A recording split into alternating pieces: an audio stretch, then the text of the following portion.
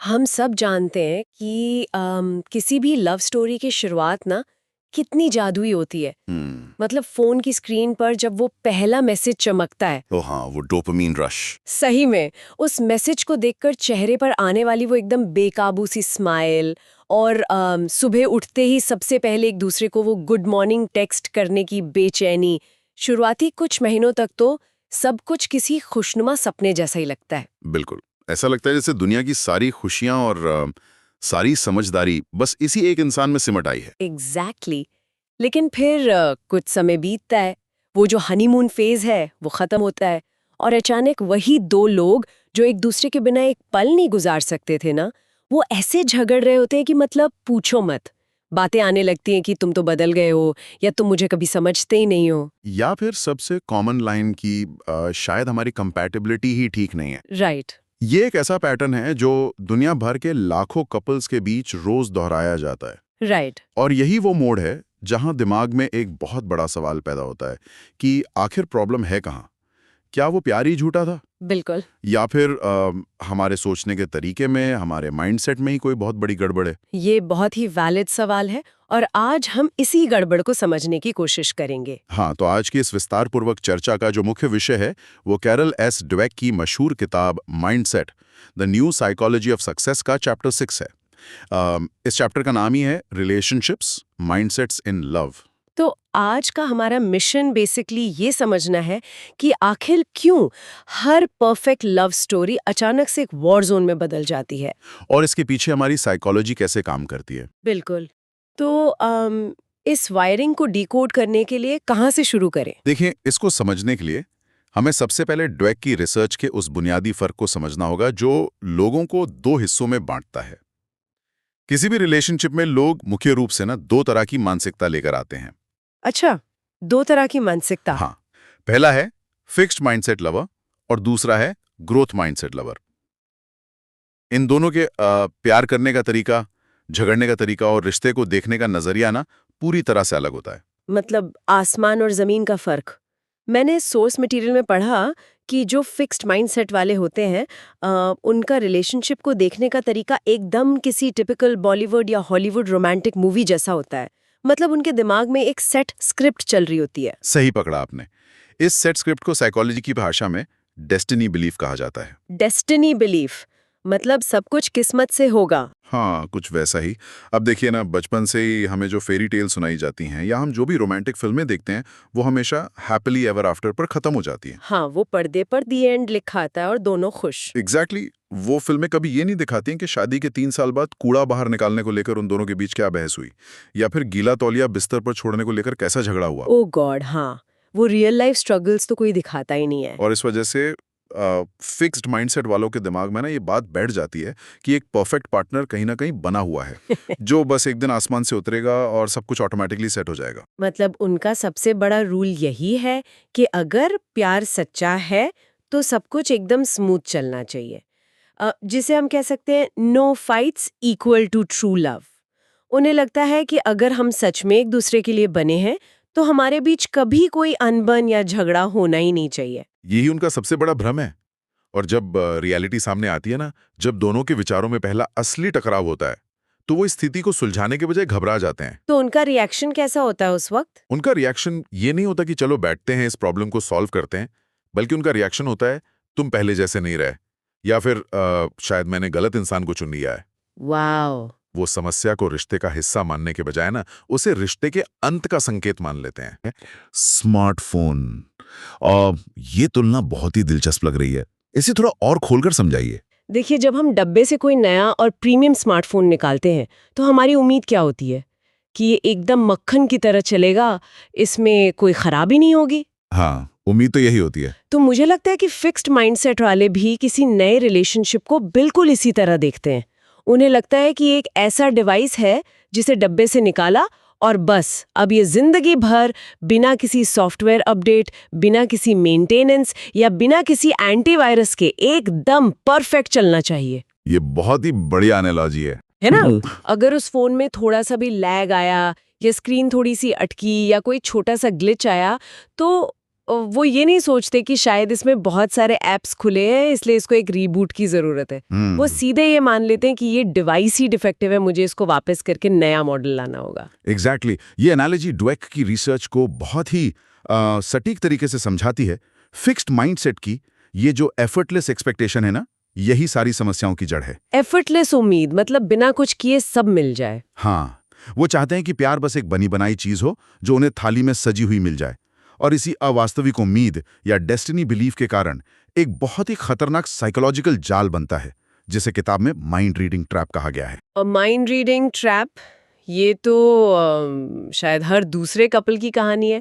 Fixed mindset के अंदर ये एक बहुत ही गहरी और सच कहूं तो खतरनाक मान्यता होती है कि अगर तुम सच में मुझसे प्यार करते हो तो तुम्हें मेरे बिना कहे ही मेरी बात समझ जानी चाहिए। और यही वो जगह है जहां से सबसे गहरी गलतफहमियां जन्म लेती हैं।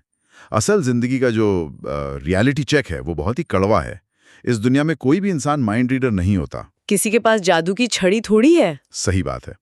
किसी के पास भी कोई एक्सरे विजन नहीं है जिससे वो किसी दूसरे के दिमाग के अंदर चल रहे विचारों, उसके दर्द या उसकी उलझनों को हुबहू पढ़ सके। इसीलिए एक रिश्ते में स्पष्ट कम्युनिकेशन होना सबसे अहम हिस्सा होता है। और मुझे लगता है कि इसी माइंड रीडिंग की उम्मीद में ना रिलेशनशिप का सबसे बड़ा और सबसे कंफ्यूजिंग झूठ पैदा होता है। और सच कहूं तो सबसे फनी भी, वो जादुई शब्द I am fine. I am fine, सबसे खतरनाक लाइन। जब कोई पूछता है कि क्या हुआ है और सामने से जवाब मिलता है कि कुछ नहीं, मैं ठीक हूँ। I am fine. इसके पीछे की जो साइकोलॉजी है ना, वो बहुत ही उलझी हुई है। जब कोई फिक्स्ड माइंडसेट वाला इंसान ये कहता है कि मैं ठीक हूं, तो वो दरअसल अपनी कमजोरी छुपा रहा होता है। कमजोरी कैसे? वो अपनी जरूरतें खुलकर बताने से डरता है, क्योंकि उसे लगता है कि अगर मुझे बताना पड़ गया तो फिर प्यार सच्चा कैसे हुआ। सामने वाले को तो खुद समझना चाहिए था। अच्छा, मतलब बोल दिया तो रोमांस खत्म। एग्जैक्टली। और बेचारा जो दूसरा पार्टनर है वो इसी कंफ्यूजन में रह जाता है कि इस फाइन का असली मतलब क्या है। क्या ये सच में सब कुछ ठीक है वाला फाइन है, या फिर ये एक रेड फ्लैग है कि अभी बहुत बड़ा तूफान आने वाला है। लेकिन मैं यहाँ इस बात पर ना थोड़ा सा सवाल उठाना चाहूंगी। मुझे लगता है इसमें एक दूसरा पहलू भी है। क्या ये सच नहीं है कि जब कोई बिना हमारे कहे हमारी बात समझ जाता है तो वो फीलिंग बहुत ही रोमांटिक और स्पेशल होती है? हाँ, रोमांटिक तो होती है, इसमें कोई शक नहीं है। जैसे मान लीजिए कोई इंसान ऑफिस से बहुत थका हारा घर लौटता है और बिना उसके कुछ बोले उसका पार्टनर उसके मूड को देखकर उसके लिए एक अच्छी सी कॉफी बनाकर ले आता है। तो क्या एक रिलेशनशिप में ऐसी इंट्यूशन या बिना कहे भावनाओं को समझ जाने की थोड़ी बहुत उम्मीद रखना वाकई इतना टॉक्सिक या गलत है? ये बहुत ही प्रैक्टिकल सवाल है और इसका जवाब ना थोड़ा बारीकी भरा है। देखिए, वो जो कॉफी वाला उदाहरण आपने दिया वो निश्चित रूप से खूबसूरत है। जब दो लोग लंबे समय तक साथ रहते हैं, एक दूसरे की आदतों, उनके शेड्यूल और हाव भाव को जानने लगते हैं, तो उनके बीच एक स्वाभाविक इंट्यूशन डेवलप हो ही जाता है। राइट, एक कॉमन अंडरस्टैंडिंग बन जाती है। बिल्कुल। ड्वेक की किताब ये बिल्कुल नहीं कहती कि इंट्यूशन बुरी चीज है। समस्या इंट्यूशन में नहीं है, बल्कि समस्या इस कठोर नियम में है कि ऐसा हमेशा होना चाहिए और हर गहरी और जटिल बात के लिए होना चाहिए। अच्छा, मतलब छोटी मोटी आदतों और जेस्चर्स तक तो ठीक है, लेकिन हर इमोशनल कॉम्प्लेक्सिटी में ये उम्मीद करना कि सामने वाला खुद ही सब डिकोड कर लेगा, वो गलत है। एकदम सही पकड़ा आपने। जब ये सोच बन जाती है कि अगर वो मुझसे प्यार करता है तो उसे मेरे स्ट्रेस का कारण, मेरी इनसिक्योरिटीज और मेरी हर परेशानी बिना मेरे बताए ही समझ आनी चाहिए, तब ये सोच रिश्ते के लिए जहर बन जाती है। जहर क्यों? क्योंकि ऐसा करके फिक्स्ड माइंडसेट वाला इंसान ना दरअसल अपने पार्टनर को एक ऐसे टेस्ट में बिठा रहा है जिसका सिलेबस उसे पता ही नहीं है। वाओ, एक ऐसे टेस्ट में बिठाना जिसका सिलेबस ही पता नहीं है, ये बात एकदम दिमाग में छप जाने वाली है। ये तो सरासर नाइंसाफी हुई ना। और जब वो पार्टनर इस बिना सिलेबस वाले टेस्ट में फेल हो जाता है, जो कि ऑब्वियसली होगा ही कभी ना कभी। हाँ, मतलब जब वो मन की बात नहीं पढ़ पाता, तो फिक्स्ड माइंडसेट वाला व्यक्ति उसे सजा देता है, वो नाराज होता है, बात करना बंद कर देता है। दरअसल यहाँ वो रिश्ते को नहीं बचा रहा है, वो सिर्फ अपने ईगो को संतुष्ट कर रहा है कि देखो मैंने तो कहा था ना, इससे मेरी कोई परवाह नहीं है। इसका सीधा सा मतलब ये हुआ कि क्योंकि कोई भी पार्टनर हमेशा बिना कहे बातें नहीं समझ सकता, इसलिए रिलेशनशिप में एफर्ट या मेहनत लगानी ही पड़ती है, अपनी बात समझाने के लिए भी और सामने वाले की बात समझने के लिए भी। सही कहा। लेकिन यहाँ से ड्वेक की रिसर्च का एक और बहुत ही दिलचस्प पहलू सामने आता है। सवाल ये है कि दोनों माइंडसेट इस एफर्ट या मेहनत को आखिर देखते कैसे हैं। किताब में ये बात बहुत साफ शब्दों में समझाई गई है कि फिक्स्ड माइंडसेट के लोग ना इस एफर्ट को बहुत ही नेगेटिव मानते हैं।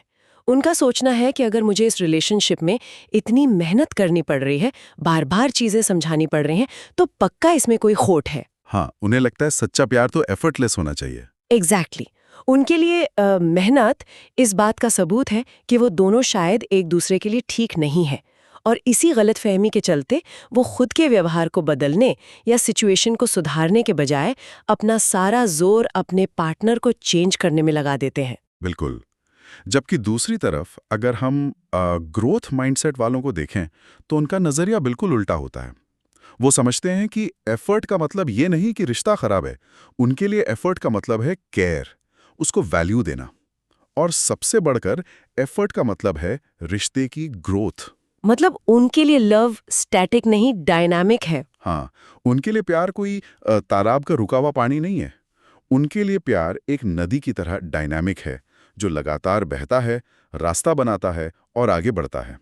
वो इस बात को गहराई से समझते हैं कि ट्रस्ट और कम्युनिकेशन ऐसी चीजें नहीं हैं जो पहले दिन से ही 100% मौजूद हों। उन्हें टाइम के साथ बिल्ड करना पड़ता है। सही, इन्हें समय के साथ सीखना और बनाना पड़ता है। उनका मूल मंत्र यही होता है कि हम दोनों परफेक्ट नहीं हैं, लेकिन हम दोनों साथ मिलकर ग्रो करेंगे। लेकिन यहाँ एक बहुत ही प्रैक्टिकल और रियल लाइफ सवाल पैदा होता है मेरे दिमाग में। आखिर रियल वर्ल्ड में हम सभी कभी ना कभी इस दौर से गुजरते ही हैं। किसी को ये कैसे पता चलेगा कि वो रिलेशनशिप में जो एफर्ट डाल रहा है, जो इतनी मेहनत कर रहा है, वो सच में रिलेशनशिप की ग्रोथ के लिए काम आ रही है? ये बहुत बड़ा कंफ्यूजन होता है लोगों को। या फिर कहीं ऐसा तो नहीं कि वो सिर्फ एक ऐसी डेड रिलेशनशिप को जबरदस्ती खींच रहा है जिसका एंड पहले ही तय हो चुका है? मेरा मतलब है कि कहीं ग्रोथ माइंडसेट के नाम पर कोई इंसान एक टॉक्सिक रिश्ते का बोझ तो नहीं ढो रहा? ये बहुत ही महत्वपूर्ण सवाल है और अक्सर लोग ना इसी लाइन पर आकर थोड़ा कंफ्यूज हो जाते हैं।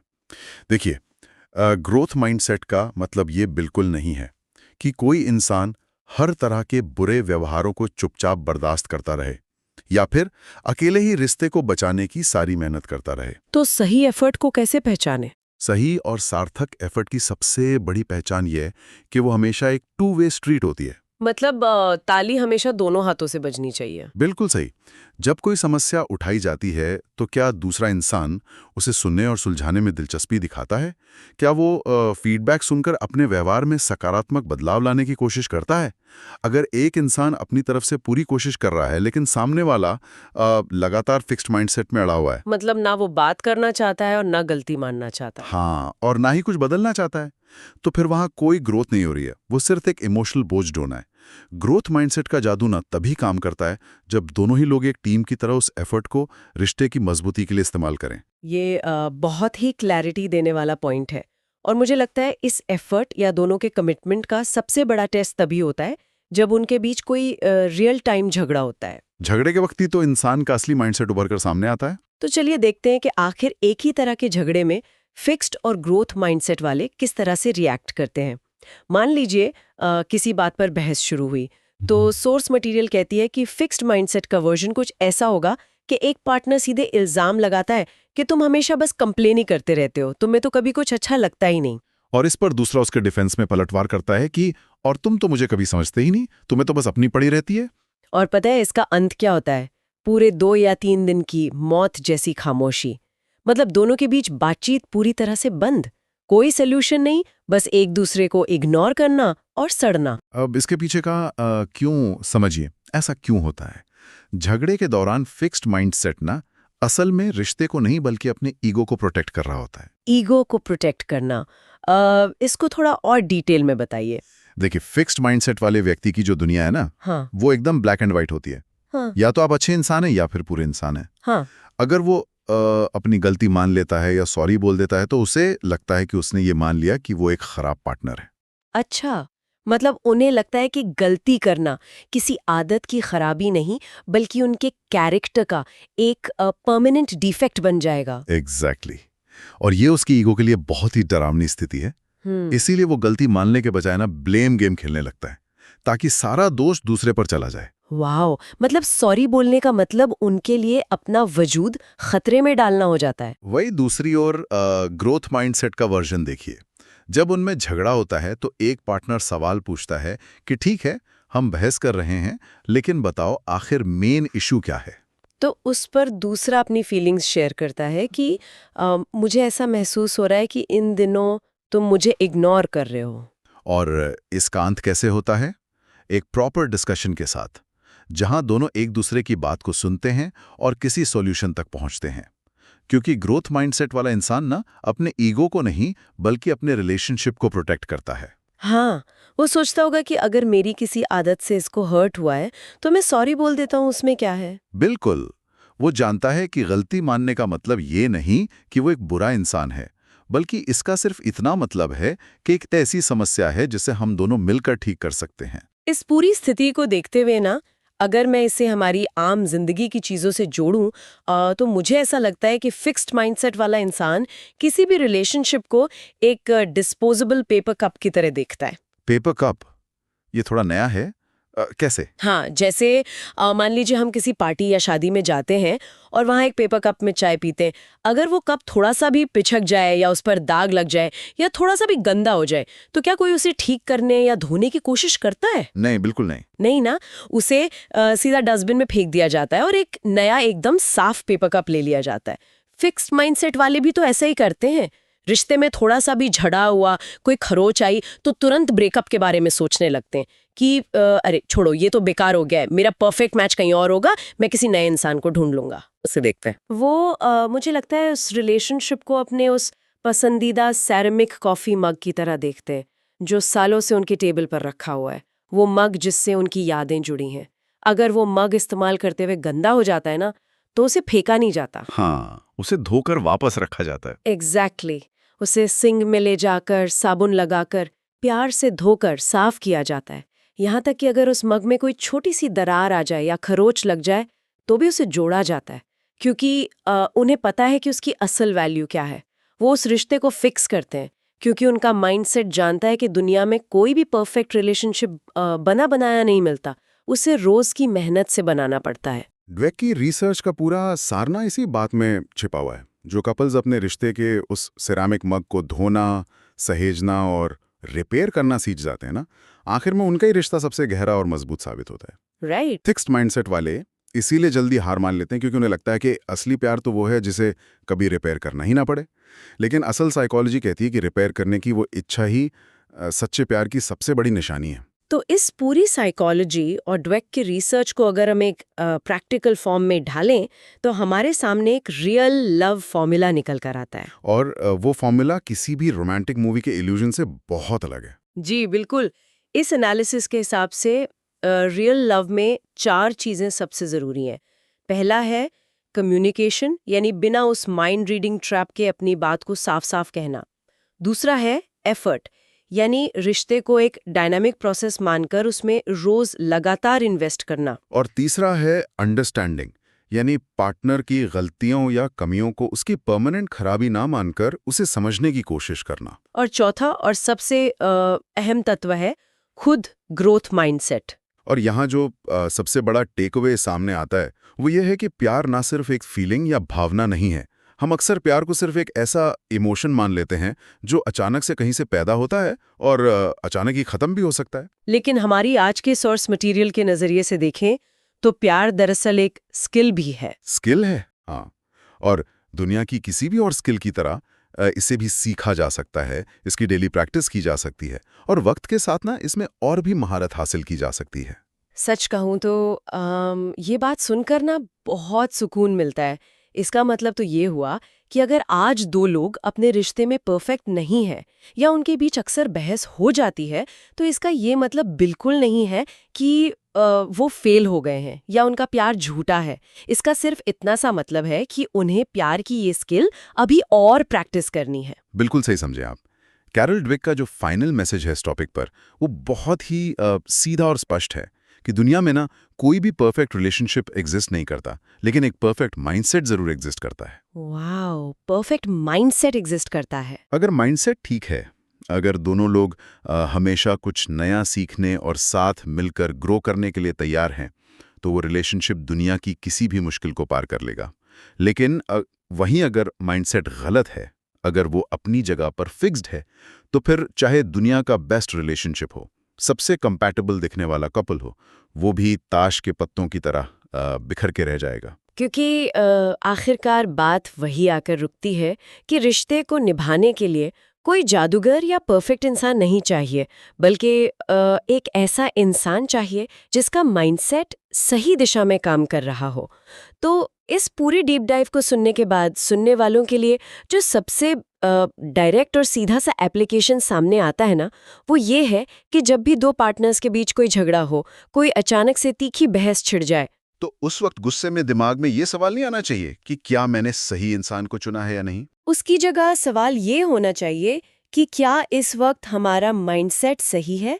क्या हम इस झगड़े का इस्तेमाल एक दूसरे पर इल्ज़ाम लगाकर दूर जाने के लिए कर रहे हैं, या फिर हम इसका इस्तेमाल एक दूसरे की परेशानियों को बेहतर तरीके से समझने और पास आने के लिए कर रहे हैं? सही कहा। और इस नजरिए को अपना लेने के बाद ना रिश्ते की तस्वीर ही बदल जाती है। बिल्कुल बदल जाती है। अब इस शानदार चर्चा के अंत में इन सारी रिसर्च और साइकोलॉजिकल फैक्ट्स को पढ़ने के बाद ना मेरे दिमाग में एक ऐसा विचार आया है जिसने मुझे सच में बहुत गहराई से सोचने पर मजबूर कर दिया है। और मैं चाहती हूँ कि जो भी लोग हमारी इस आम जिंदगी से जुड़ी हुई बात को आज सुन रहे हैं ना, वो भी इस विचार पर जरूर गौर करें। जरूर। वो विचार है क्या? हमने ना शुरुआत में बात की थी कि कैसे फिक्स्ड माइंडसेट वाले लोग हमेशा एक परफेक्ट पार्टनर या एक सोलमेट की तलाश में रहते हैं जो बस आसमान से उतरेगा।